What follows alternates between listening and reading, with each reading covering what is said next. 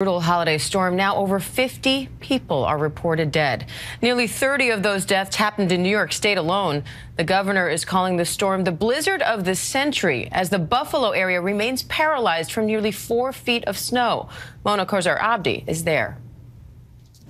The death toll in western New York rising after what officials are calling the blizzard of the century.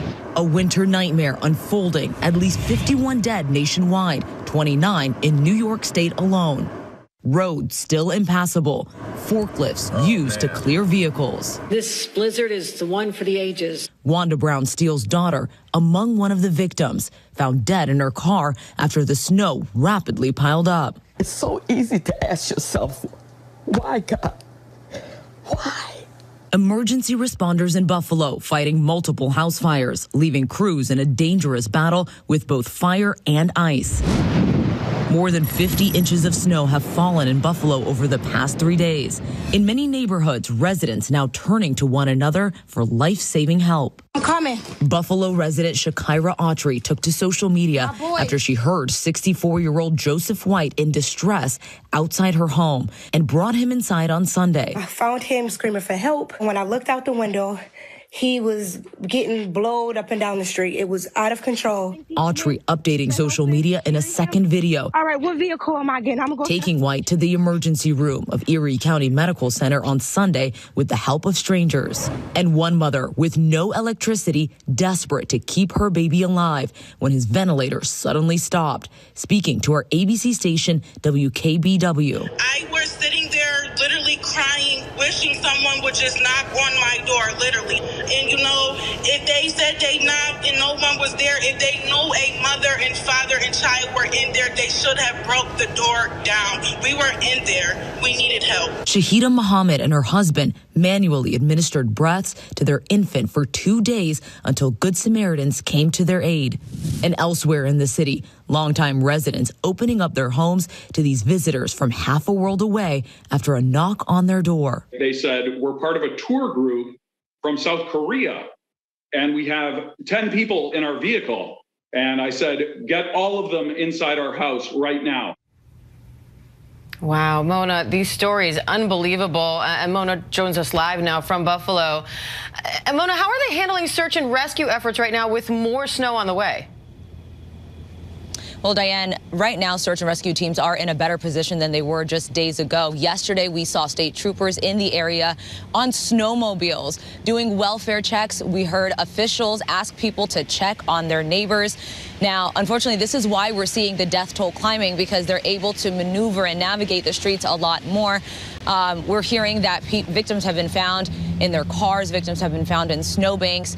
Right now, there's teams coming in from Rochester to assist with the search and rescue.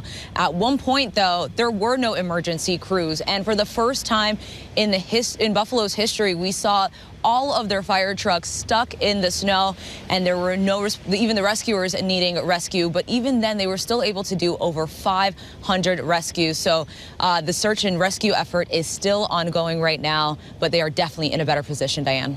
Now, Mona, Buffalo is used to major snowstorms. This is an area very used to snow, and they know how to handle it. So what made this storm so deadly?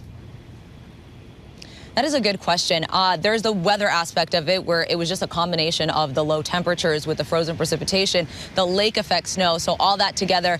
But as you mentioned, Western New York is used to heavy snowfall, so a lot of people overestimated their ability to drive in this snow. I spoke with one woman who says in hindsight, she's a manager at Walmart, and says in hindsight, their job should have let them off a lot earlier, because by the time she was hitting the road Friday afternoon, she could barely see within feet in front of her. And she actually, not too far from here, just had to abandon her car and had a friend pick her up. And so that is part of the reason this was so difficult for people, is because they thought it was just another snowstorm, and once they got in it, they realized it was a lot more difficult. Yeah, thank God she made it home okay. So how are people there reacting to this, Mona, and how are they coping now?